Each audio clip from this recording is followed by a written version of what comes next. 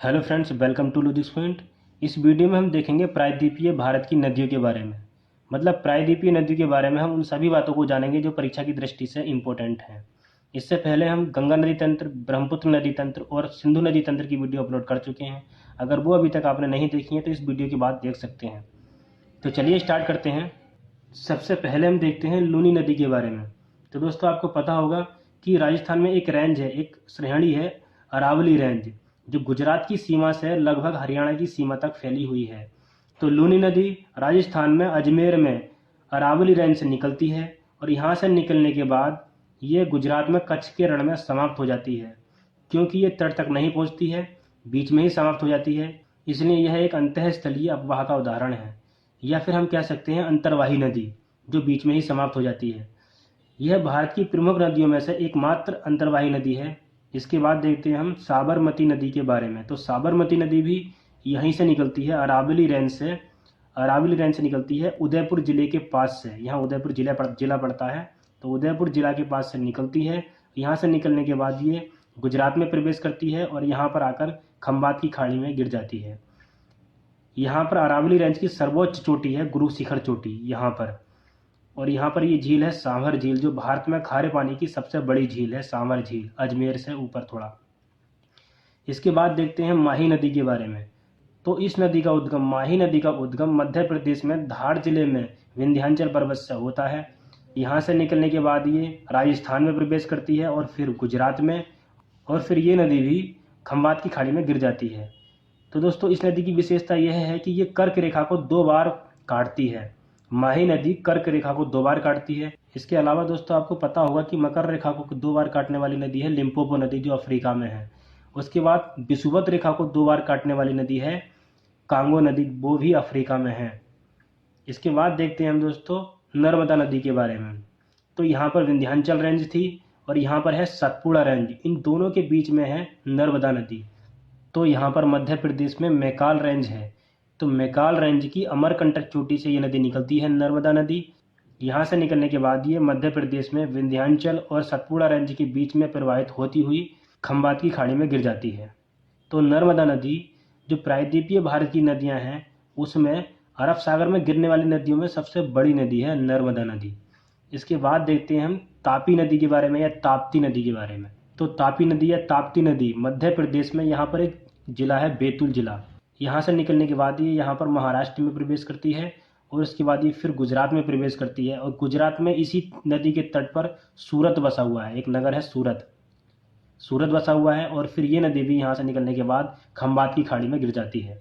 अभी आपने देखा था कि मध्य प्रदेश में यहाँ पर है सतपुड़ा रेंज और यहाँ पर है अजंता रेंज, आप देख सकते हैं एटलस में। तो ये नदी इन दोनों रेंज के बीच में प्रवाहित होती है। तो आपने देखा खंबात की खाड़ी में गिरने वाली ये 4 प्रमुख नदियां हैं, साबरमती, माही, नर्मदा और तापी या ताप्ती नदी।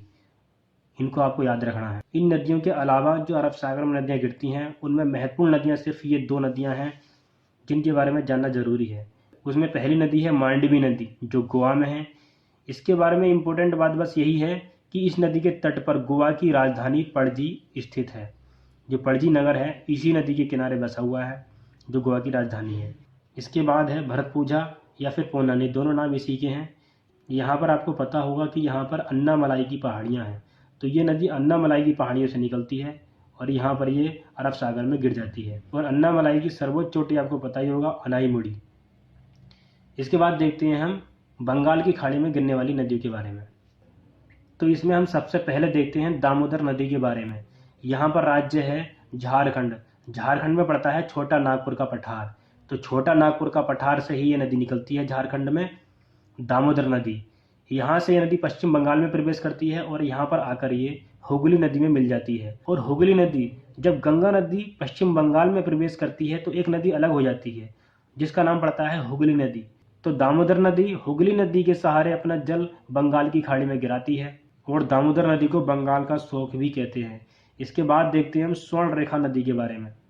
तो स्वर्ण रेखा नदी भी झारखंड में रांची के पास से निकलती है। रांची झारखंड की राजधानी है और यहाँ पर एक नगर पड़ता है जमशेदपुर। जमशेदपुर इसी के तट पर है, इसी के किनारे बसा हुआ है। और यहाँ से निकलने के बाद ये ओडिशा में प्रवेश करती है और बंगाल की खाड़ी में गिर जाती है। इसके बाद देखते हैं हम बैतरणी नदी के बारे में। तो बैतरणी नदी दोस्तों ओडिशा में एक पहाड़ी है, क्योंझर पहाड़ी। क्योंझर पहाड़ी से निकलती है बैतरणी नदी। इसके बाद देखते हैं हम ब्राह्मणी नदी के बारे में।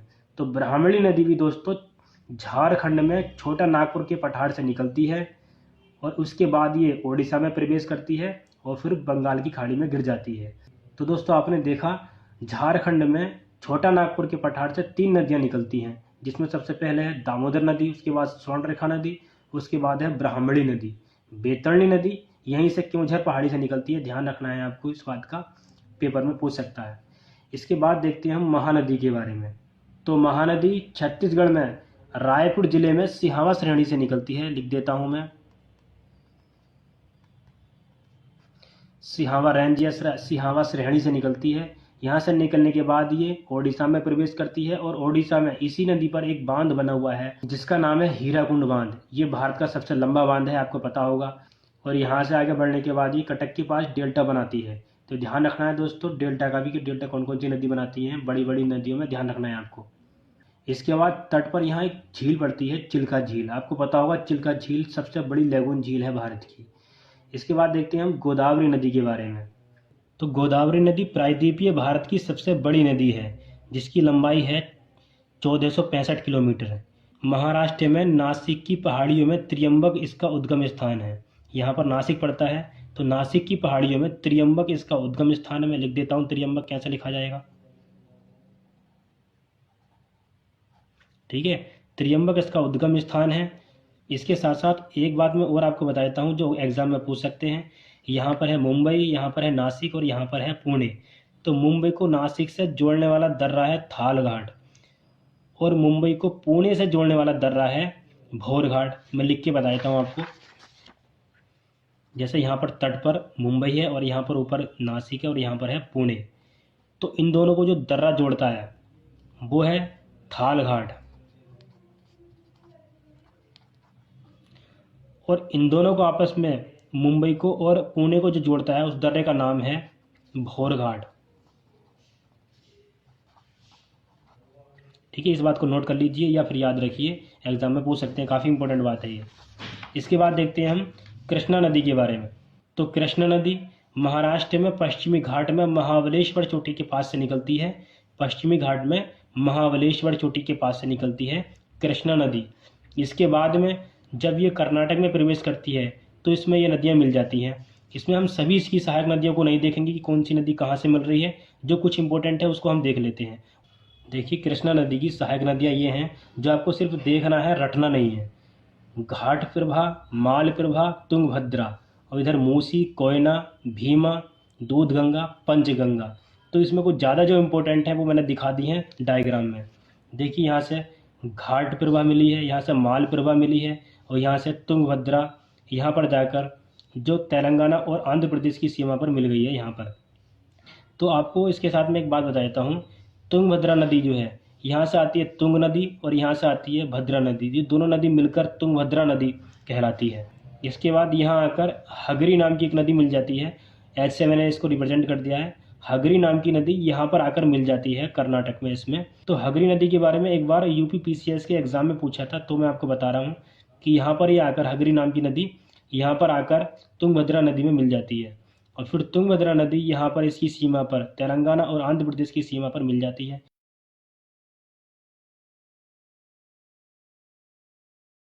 और फिर ये इन दोनों की सीमा पर चलते हुए यहाँ पर आंध्र प्रदेश में अपना डेल्टा बनाती है और बंगाल की खाड़ी में गिर जाती है। देखिए गोदावरी और कृष्णा नदी के बीच में एक झील पड़ती है, यहीं इन दोनों डेल्टाओं के बीच में एक झील पड़ती है कोलेरू झील, ये भी आपको याद रखना है। इसके बाद देखते हैं हम पेन्नार नदी के बारे में। तो पेन्नार नदी कर्नाटक में कोलार से निकलती है, ये कर्नाटक है, कर्नाटक में कोलार से निकलती है और यहाँ पर आकर ये बंगाल की खाड़ी में गिर जाती है। बस इसके बारे में हमें इतना ही जानना है। इसके बाद देखते हैं कावेरी नदी के बारे में। तो कावेरी नदी कर्नाटक में, यहाँ पश्चिमी घाट है, कर्नाटक में पश्चिमी घाट में ब्रह्मगिरी पहाड़ी से निकलती है, ब्रह्मगिरी पहाड़ी से। और कर्नाटक में यहीं पर इसी नदी पर एक जलप्रपात है, शिव समुद्रम जलप्रपात, आपको पता होगा। यहाँ से निकलने के बाद ये तमिलनाडु में प्रवेश करती है और यहाँ आकर डेल्टा बनाती है और फिर बंगाल की खाड़ी में गिर जाती है। इस नदी को कावेरी को दक्षिणी गंगा भी कहते हैं।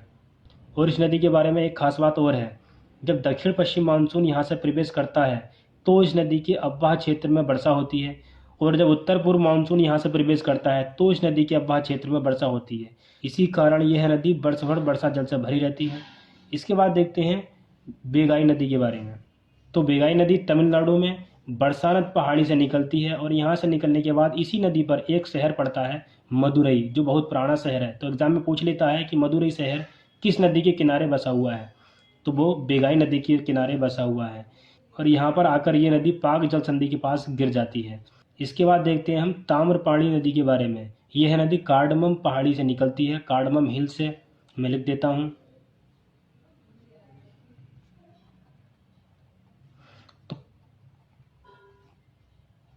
तो कार्डमम हिल से ये नदी निकलती है, ताम्रपाणी नदी, और यहाँ मन्नार की खाड़ी में आकर गिर जाती है। तो इस वीडियो में हमने जाना प्रायद्वीपीय नदियों के बारे में। इससे पहले हम ब्रह्मपुत्र नदी तंत्र, गंगा नदी तंत्र और सिंधु नदी तंत्र की वीडियो अपलोड कर चुके हैं। इस वीडियो के बाद में एक टेस्ट की वीडियो अपलोड करूंगा जिसमें सभी क्वेश्चन नदियों से संबंधित होंगे, भारत की नदियों से संबंधित होंगे। तो नदियों से संबंधित जो और इम्पोर्टेंट बातें हैं उस टेस्ट का सॉल्यूशन करते समय हम उन बातों को भी जान लेंगे। आई होप कि ये वीडियो आपको पसंद आई होगी। अगर आपको ये वीडियो पसंद आई है तो इस वीडियो को लाइक कीजिए, शेयर कीजिए, और अगर कहीं आपको डाउट होता है तो नीचे कमेंट में लिखकर भेज सकते हैं।